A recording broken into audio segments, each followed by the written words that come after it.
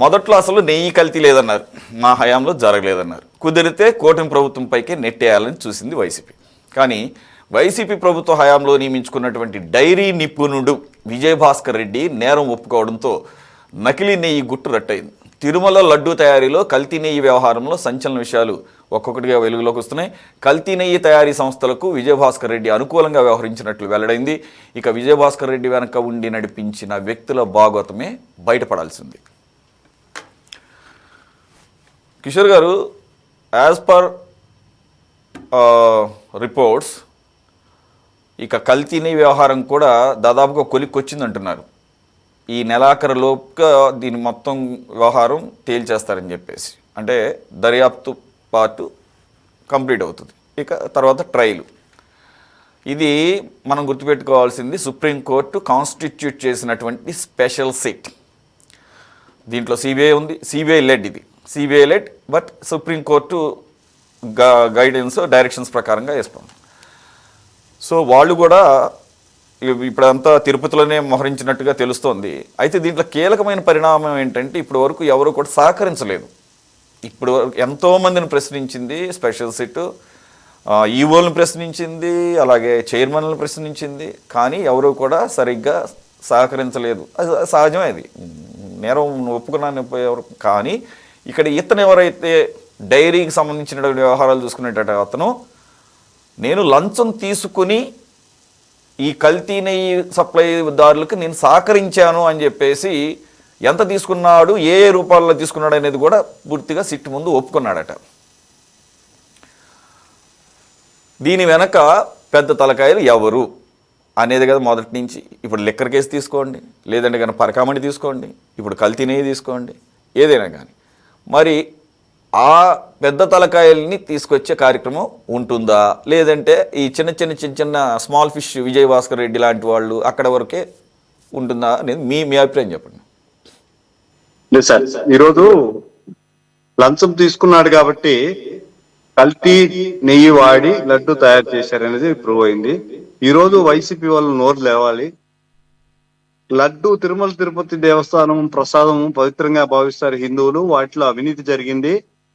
తిరుమల తిరుపతి దేవస్థానాలు అన్నింటిలో కూడా ఈ విధంగా అవినీతి జరుగుతుందని నాకు అనుమానంగా ఉంది. హిందువుల మనోభావాలు దెబ్బతీసే విధంగా, సనాతన ధర్మాన్ని కాపాడుకునే విధంగా ప్రవర్తిస్తున్న వాళ్ళందరి మీద చర్యలు తీసుకోవాలని పవన్ కళ్యాణ్ గారు బయటకు వస్తే దానికి నోటుకు వచ్చినట్టు మాట్లాడారు. వైసీపీ వాళ్ళు కాకులాగా పొడుచుకుంటున్నారు. నెయ్యి రకరకాలుగా వేపుకు తిన్నారు. ఈ రోజున ఖచ్చితంగా ఆయన ఒప్పుకున్నాడంటే, ఒక మంచి నెయ్యి ఇవ్వడానికి లంచం ఎందుకు ఇస్తారు? మీకు దేవుళ్ళంటే అసలు గౌరవం ఉందా? హిందూ మతం మీద గౌరవం లేని వాళ్ళకి, నమ్మకం లేని వాళ్ళకి మీరు చైర్మన్లు కట్టబెట్టి కేవలం దోచుకు తినే యంత్రాంగానికి ఆడ మీరు అధికారం తాటపెట్టారు. ఈ రోజున ఏమాత్రం హిందువులన్నా దేవుడన్నా భయం ఉన్న వాళ్ళు ఉంటే ఈ రోజు అవినీతికి పాల్పడే విధంగా ఇటువంటి వాళ్ళని ఎంకరేజ్ చేయరు, ఇంతగా దోచుకు తినరు. ఈ అవినీతి ఏదైతే జరిగిందో కేవలం తిరుమల తిరుపతి దేవస్థానాలు, లడ్డు, కల్తీ నెయ్యి ఇవన్నీ కాదండి. హిందువుల సనాతన ధర్మం మీద మళ్ళా దాడి జరుగుతూనే ఉంది. మొన్న మందు బాటిల కాడి నుంచి, తిరుమల లడ్డు దగ్గర నుంచి, శాలువాల దగ్గర నుంచి ప్రతి దానిలో అవినీతి జరుగుతూ ఉంది. ఒక పవిత్ర భావంతో మనం తిన్న లడ్డు విషయంలో ఈ విధంగా కల్తీకి పాల్పడిన వైసీపీ ప్రభుత్వాన్ని ఖచ్చితంగా శిక్షించాల్సిందే. రాబోయే రోజుల్లో ఒక దానం, మనం చేసిన దానం దేవుడికి వెళ్ళాలి, దేవుడి కాడి నుంచి ఒక మంచి పనులకు ఉపయోగపడాలి. ఈరోజు కొండబెట్టకుంట దగ్గర వ్యవస్థాపూర్వకంగా నిర్మాణానికి తిరుమల తిరుపతి నిధులు ఏదైతే కేటాయించి ప్రజల సంక్షేమం కోసం ఆడాలి అనేది కూటమి ప్రభుత్వం నిర్ణయం. పైపెచ్చు ముందు నుంచి వస్తున్న సనాతన సాంప్రదాయాలు ఏవైతే ఉన్నాయో వాటిని గౌరవించుకుంటూ, ఎవరి మతం వాళ్ళది, ఎవరి కులం వాళ్ళది, వాళ్ళకి గౌరవించబడాలి అనే విధంగా పవన్ కళ్యాణ్ గారు ముందుకు తీసుకెళ్తున్నారు. ఈ రోజున ఆయన ఎప్పుడు మాకు చెప్పినట్లుగా సనాతన పరిరక్షణ, ధర్మ పరిరక్షణ బోర్డు అనేది ఖచ్చితంగా ఏర్పడాలి. అప్పుడు కానీ ఇటువంటి వాళ్ళకి కనీసం భయం అనేది ఉండదు.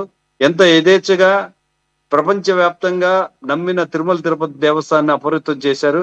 ఈ అపవిత్రానికి పాల్పడిన ప్రతి ఒక్కరు కూడా శిక్షార్హులు కావాలి. కఠినంగా శిక్షించే విధంగానే ఉంటుంది.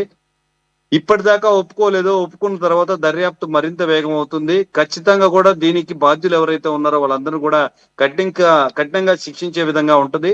ఈరోజు లడ్డు విషయంలో మన సనాతన ధర్మాన్ని అగౌరవపరిచిన విషయాన్ని ధైర్యంగా బాహాటంగా బయటికి చెప్పగలిగిన ధైర్యం ఉన్న నాయకుడు పవన్ కళ్యాణ్ గారు. జనసేన పార్టీ సిద్ధాంతాలు కూడా అవే.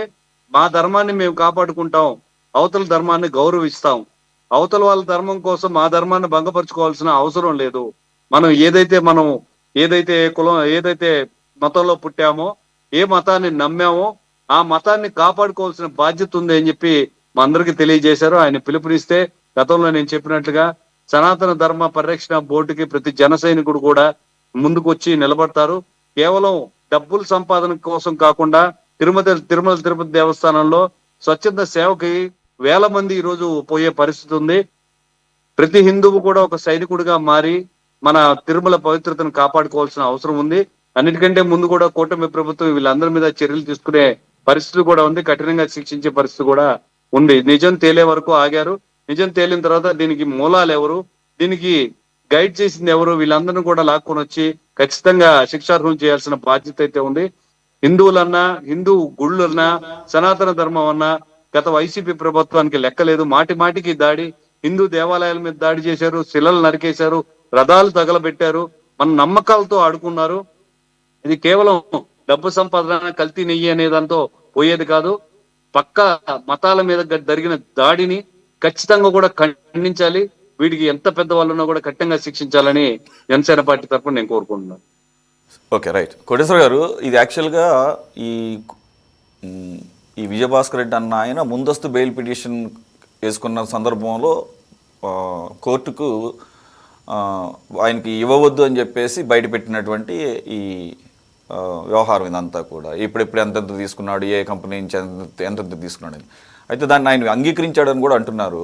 అందు గురించి కూడా బెయిల్ ఇవ్వద్దు అని చెప్పేసి అంటున్నారు. మరి అంగీకరిస్తే ఏమన్నా దాన్ని ఒక పాజిటివ్ పాయింట్గా తీసుకొని బెయిల్ ఇస్తారని చెప్పేసి అతను ఏమైనా ఊహించాడో లేదు తెలియదు, అది లీగల్ ఆస్పెక్ట్లో. సార్, ఇది మరి ఒక అతనైతే అడ్మిట్ చేశాడు, ఆధారాలు కూడా చూపించారు, ఆఖరికి కొంత సీజ్ కూడా చేశారంట. 33 లక్షల వరకు ఇతనిది ఆస్తులను కూడా సీజ్ చేసామని చెప్పేసి సిట్ చెప్తుందని చెప్పేసి అంటున్నారు. సో ఇది ఒక లాజికల్ కంక్లూషన్కే వస్తుందని అంటున్నారు సార్. ఈ మంత్ ఎండింగ్కే ఛార్జ్ షీట్ కంప్లీట్గా ఫైల్ చేస్తారని అంటున్నారు. సో ఒక కొలిక్కొచ్చే అవకాశం ఏమైనా కనబడుతుందో సార్? ఇప్పుడు అంగీకరించారు అన్న తర్వాత నిజంగా అంగీకరించి ఉంటే మరి తర్వాత ఆయనకి బెయిల్ ఇస్తే సాక్ష్యాలని తారుమారు చేస్తారు అని మళ్ళా ఎందుకు చెప్తున్నారు కోర్టులో అనేటువంటిది సహజంగా తలెత్తేటువంటి ప్రశ్న. అంగీకరించారా? ఒకవేళ రేపు ఆయన కోర్టుకు వచ్చిన తర్వాత లేదు నా మీద థర్డ్ డిగ్రీని ప్రయోగించారు, నన్ను అందుకని నేను అంగీకరించాల్సి వచ్చింది, ఇప్పుడు నేను తిరస్కరిస్తున్నానని చెప్పేసి రేపు కోర్టులో చెప్పుకోవచ్చు. అందుకని నిజంగా ఏం జరిగింది ఏమిటి అనేటువంటిది ఖచ్చితంగా ఇప్పుడు అందులో దోషులుగా ఉన్నటువంటి వాళ్ళని దొరికినటువంటి ఆధారాలతోటి ఖచ్చితంగా శిక్షించాల్సిందే, అందులో ఎలాంటి సందేహం లేదు. భక్తుల మనోభావాలని దెబ్బతీసే విధంగా చేశారు.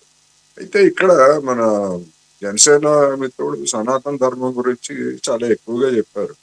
నాకు తెలిసినంత వరకు సనాతన ధర్మంలో లడ్లు అమ్ముకోమని, డబ్బులు అమ్ముకోమని, లేకపోతే దర్శనాలకి డబ్బులకి తీసుకొని డబ్బులు ఇవ్వమని ఎక్కడ సనాతన ధర్మంలో మరి లేదు. ఎందుకని మరి సనాతన ధర్మం పేరుతో వ్యాపారం ఎందుకు చేస్తున్నారు మరి అనేటువంటి ప్రశ్న సహజంగానే వస్తుంది. ఎవరైనా ఇట్లాంటి ప్రశ్న వేస్తే మీరు హిందూ వ్యతిరేకులు లేకపోతే సనాతన ధర్మ వ్యతిరేకులు అని చెప్పేసి మాట్లాడతారు. అందుకని చెప్పేదానికి చేసేదానికి ఎక్కడుంది సనాతన ధర్మంలో బిజినెస్ చేయమని దేవాలయాల పేరుతోటి? ఎక్కడో లేదు. లడ్లు అమ్ముకోమని, లేకపోతే సేవలకి ఇంతని, లేకపోతే ఇంకో దానికి ఇంతని ఎక్కడుందండి సనాతన ధర్మంలో? బిజినెస్ చేయమని భక్తిని, విశ్వాసాన్ని. అందుకని దాని గురించి ఇప్పుడు మీ వ్యక్తిగతంగా మీ అభిప్రాయాలు చెప్పుకోవచ్చు, కానీ ఆ హిందూ ధర్మం పేరుతోటి మీ పేరుతోటి ఎక్కడ చెప్పండి? ఏ సనాతన ధర్మంలో ఉంది చెప్పండి? ఈ ఛార్జీలు కానీ గ్రేడ్ చేసింది కానీ ఇప్పుడు కాదు. ఇప్పుడు జగన్మోహన్ రెడ్డి ప్రభుత్వం ఇన్స్టెంట్ దర్శనాల కోసం వేల రూపాయలు ఖర్చు చేసింది. దీనికి దానికి సంబంధం లేదు. పవిత్రతకి ఛార్జీకి దేశం మొత్తం మీద కూడా ఈరోజు కలెక్ట్ చేసిన పరిస్థితి ఉంది. దేశం మొత్తం కూడా మీరు చెప్పిన వ్యవస్థ ఎక్కడా నడవట్లేదు. మన రాష్ట్రంలో కాదు, క్లారిటీ తెలుసుకుందాం సార్. ప్రతి చోట సురేష్ సార్, 5 రూపాయలు 10 రూపాయలు దర్శనం నేను- ఇస్తూనే ఉన్నారు. మీరు ఇక చిన్న క్లారిటీ, ప్రతి దానికి వైఎస్ఆర్ సిపి ఎందుకు ఇరికిస్తున్నారు అక్కడ? ప్రతి చోట వైఎస్ఆర్ సిపి ఎందుకు తెచ్చి పెడుతున్నారు అంటే, ఆ వ్యక్తి విజయభాస్కర్ రెడ్డి అనే వ్యక్తి 2014 నుండి 2024 వరకు పనిచేశారు అక్కడ. అయితే ఎవరి టైంలో అక్కడ కల్తీ జరిగింది? ఎవరి టైం జరిగింది ఆయన చెప్పాడా? డైరెక్ట్ వచ్చి ప్రెస్ మీట్కి వచ్చి చెప్పాడా నేను చెప్పినానని? సీట్ కు మాకు సీట్ కి ఇచ్చారు అతను నన్ను. సీట్ కూడా చెప్పింది చంద్రబాబు స్కిల్ డెవలప్మెంట్ కేసులో 333 కోట్లు తీసుకున్నారని, సైబర్ నెట్ కేసులో 371 కోట్లు తీసుకుని సిట్టే కేసు పెట్టింది. ఈ రోజు అదే సీటు వాపసు తీసుకుంటుంది. ఎవరు నిజం చెప్తున్నారు, ఎవరు అబద్ధం చెప్తున్నారు? ఇది తేల్చవలసింది కోర్టులు తేల్చాలి. ఇటువంటి విషయాలు బయటికి తీసుకొచ్చి వాళ్ళు చెప్పారు వైసీపీ పార్టీగా అపార్థించడము చాలా దుర్మార్గమైన చర్య. దీన్ని నేను పూర్తిగా ఖండిస్తున్నా సార్. నాకు అపారమైన గౌరవం. మా తోడుగా ఆయన కిషోర్ గారికి తెలుసు, హిందువులు ఉన్నారు, రెడ్డిలు ఉన్నారు, రాయుళ్ళు ఉన్నారు, ఎస్సీలు ఉన్నారు, ఎస్టీలు ఉన్నారు, క్రిస్టియన్, ప్రతి ఒక్కరు మేము అన్నదమ్ముల్లాగా ఉంటాం, కలిసి భోజనం చేస్తాం, కలిసి కూర్చుంటాం. రాజకీయాలు వేరు. ఇప్పుడు ఆడ ఎదుర్కొన్న కిషోర్కి తెలుసు ఆ విషయం. నెల్లూరులో ప్రతి ఒక్కరు అన్నదమ్ముల్లాగా ఉంటారు. మతాలు కులాలు మా దగ్గర లేనే లేవు. ఎవరైనా చెప్పినారు మేము ఒప్పుకో. అటువంటి సంస్కృతి మాది.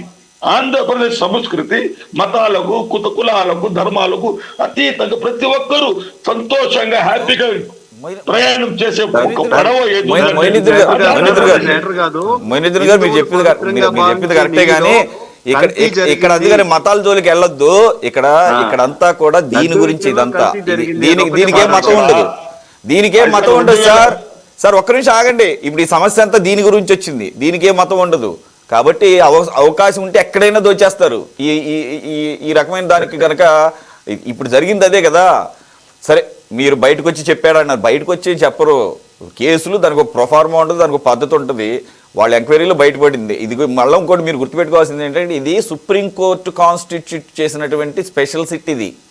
కాబట్టి ఇక్కడ ఏమి ఎవరు ఏ గవర్నమెంట్ ఇన్వాల్వ్ అయ్యింది లేకపోతే కక్షపూరితం అనే ఆ స్కోప్ లేదు మీకు ఇక్కడ ఈ పర్టికులర్ దీంట్లో. కానీ పరకామణి విషయంలో కానీ, పరకామణి ఏమో హైకోర్టు పర్యవేక్షణలో జరుగుతుంది. అది ఇదేమో సుప్రీంకోర్టుకి మీరే వెళ్ళారు, మాకు సిబిఐ ఎంక్వైరీ కావాలని చెప్పి సుబ్బారెడ్డి గారు. సరే, ఆయన అడిగారు కాదు. ఇది కోట్లాది మంది ప్రపంచవ్యాప్తంగా ఉన్నటువంటి భక్తుల మనోభావాలకు సంబంధించినటువంటి విషయం అని చెప్పి సుప్రీంకోర్టు గ్రహించి ఆఖరికి టీడీపీకి సంబంధించినటువంటి కూటమి నాయకులకు కూడా చొరకేసింది. ముందు తొందరపడి దీని మీద ఎటువంటి వ్యాఖ్యలు చేయడం కూడా కరెక్ట్ కాదని చెప్పేసి ఇండైరెక్ట్గా చంద్రబాబు నాయుడు గారికి కూడా ఆయనకి కూడా చొరకేసింది. వేసి మేము తేలుస్తాము, స్పెషల్ సిట్ మీరు ఆపండి, అప్పటి వరకు స్టేట్ సిట్ చేస్తున్నటువంటి ఎంక్వైరీని ఆపమంది ఆపేశారు కూడా. ఆపేశారు. దాంట్లో కొంతమంది 5-6 మెంబర్స్ దాంట్లో ఉన్నారు, అది వేరే విషయం. కాబట్టి రైట్. కాబట్టి ఏంటంటే ఇక్కడ అతను తీసుకున్నాడు అనేది ఎస్టాబ్లిష్ చేశారు. అక్కడ చేసి సాక్ష్యాధారాలతో కోర్టు ముందు ప్రవేశపెడితే అందు గురించి ముందస్తు బెయిల్ ఇవ్వడానికి కోర్టు నిరాకరించింది. 2014 నుండి 2024 అది కూడా 2014 నుంచి 2024 వరకు ఒక 2 సంవత్సరాలు తప్ప ఆయన ఉన్నాడు, వాస్తవమే. కానీ అవకాశం కోసం చూసుకుంటాడు. అవకాశం మరి మీరు కల్పించారేమో, మీ ప్రభుత్వంలో కల్పించారేమో సార్. నేనేమన్నా చెప్పనా? అప్పటి వరకు ఇప్పుడు అవకాశం ఎప్పుడెప్పుడు దొరుకుతుందా అని చూస్తుంటాడు ఎవడైనా. అవకాశం కల్పించకుండా చూడాల్సిందే వ్యవస్థలు. ఆ వ్యవస్థలు సరిగా సక్రమంగా పనిచేయకపోతే ఇలాంటివి జరుగుతుంటాయి. సరే, ఎనీవే కోర్టులు తెలుస్తాయి. సార్ శరత్ చౌదరి గారు ప్లీజ్ కంక్లూడ్. ఎలాగో మొయినుద్దీన్ గారు చెప్పాల్సిన పాయింట్లు చెప్పేశారు సార్. శరత్ గారు వాయిస్ మ్యూట్లో ఉన్నట్టు చూడండి. హలో, చెప్పండి. కంటిన్యూ. ఏదో అంటున్నారు. అందరూ చెప్పారు కదండి, ఆల్రెడీ ఇందాకనే నేను చెప్పాను. ఎక్కడైనా కూడా మనకి పార్టీల తరఫు నుంచి కాకపోయినా మనకి మనోభావాలు ఒక్కొక్కరికి ఒక్కొక్క ప్రాంతంలో కావచ్చు, లేదు అని అంటే ఒక్కొక్క మతంలో ఒక్కొక్కరికి వాళ్ళ మనోభావాలకు తగ్గట్లుగా ఎప్పుడూ కూడా పక్కన మతం మీద ఇలాంటి కుట్రలు చేయడం అనేది మాత్రం అది కరెక్ట్ కాదు. ఎవరైతే చేశారు వాళ్ళందరూ ఇప్పుడు ఇది ఓన్లీ దీన్ని ఆశించే ఇదంతా కూడా అవినీతి సొమ్ముని ఆశించి జరిగిందే తప్ప ఇది కుట్రపూరితంగా ఇది తినిపించాలని కాదు. డబ్బు డబ్బు డబ్బు డబ్బు మాత్రమే ఇక్కడ పనిచేసింది, అంతకంటే ఏం లేదు. రెండేంటంటే ఆల్రెడీ తేల్చేశారు, ఆల్రెడీ క్లియర్ గా తేల్చేసింది. ఒకటి కల్తీ జరిగింది, అసలు కల్తీ కాదు, అది అసలు నెయ్యే కాదు, ఆర్టిఫిషియల్ గీ అని చెప్పేసి ఆల్రెడీ చెప్పింది. దాంట్లో కెమికల్స్ కూడా ప్రమాదకరమైన కూడా చెప్పింది. పూర్తిగా కూడా నెయ్యి చుక్క లేకుండా నెయ్యి తయారు చేశారు. 118 కోట్ల విలువైనటువంటి టెండర్లు, అవి నెయ్యి టెండర్లు సప్లై జరిగింది. మరి విజయభాస్కర్ రెడ్డి గారు లాంటి వాళ్ళు ఇంకెంతమంది ఉన్నారు? ఈయనే 22.5 లక్షలు తీసుకొని మిగిలిన వాళ్ళకి ఎంతెంత షేర్ వెళ్ళింది.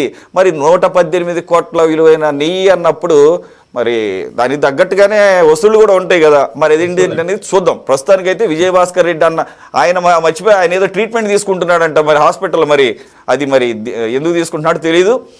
మొత్తానికైతే అన్ని కన్సిడర్ చేసి కూడా కోర్టు, అది కూడా కిషోర్ గారి జిల్లానే నెల్లూరు ఏసీబీ కోర్టే రిజెక్ట్ చేసిందట. So courts are very serious and as of now SIT కూడా కరెక్ట్గానే ముందుకు వెళుతుంది. పరకామణి విషయంలో తక్కువ టైంలోనే ఎక్కువ ప్రోగ్రెస్ చేశారని చెప్పేసి నిన్న హైకోర్టు అప్రిషియేట్ చేసిన విషయాలు కూడా విన్నాం. ఎందుకంటే 3 నెలల క్రితం అదే హైకోర్టు వీళ్ళందరినీ కొరడా కొట్టుకొని జుడిపించింది, వీళ్ళందరి మీద నిద్రపోతున్నారని చెప్పి, అటు టీటీడీని ఇటు సిఐడిని. సో మొత్తానికి ఆ సోలాలతో గుచ్చటం వల్ల బాగానే చురక బాగానే తగిలినట్టుంది, చురుకుగానే పనిచేస్తున్నారని మళ్ళీ అదే హైకోర్టు వీళ్ళని అప్రిషియేట్ కూడా చేస్తుంది. సో అటు పరకామణి ఇటు కల్తీ నెయ్యి త్వరగా తేలుతుంది. అది వైసీపీకి కూడా మంచిదే. అది ఎంత స్థాయిలో జరిగిందో అసలు జరగలేదనే వాళ్ళు కూడా కోరుకుంటున్నారు. అలాగే పరకామణి వ్యవహారంలో ఆడు ఆ ఒక్కరోజే చేశాడా? గత 10 సంవత్సరాల్లో 20 సంవత్సరాల నుంచి చేస్తున్నాడంట. మరి అప్పుడేమైనా చేశాడు? అది తెలుస్తారు లేదు, తెలియదు, అక్కడ దాకా వెళుతుందో లేదు కేసు. ఇది పక్కన పెడితే ఆ కేసులో చనిపోయినటువంటి సతీష్ కుమార్కి న్యాయం జరగాలి, ఆఫీసర్ కుటుంబానికి. ఇకపోతే మెయిన్ లిక్కర్ కేసు ఏమైందో తెలియదు. సో మొత్తానికైతే నెమ్మదిగానే కొలిక్కొస్తాయని చెప్పి ఆశించవచ్చు. Thanks for joining. మొయినుద్దీన్ గారు, కిషోర్ గారు, శరత్ చౌదరి గారు అండ్ కోటేశ్వర గారు. ఇది వాళ్ళ టాప్ డిబేట్. మరో అంశంతో మళ్ళీ కలుద్దాం. Stay tune to city 24/7.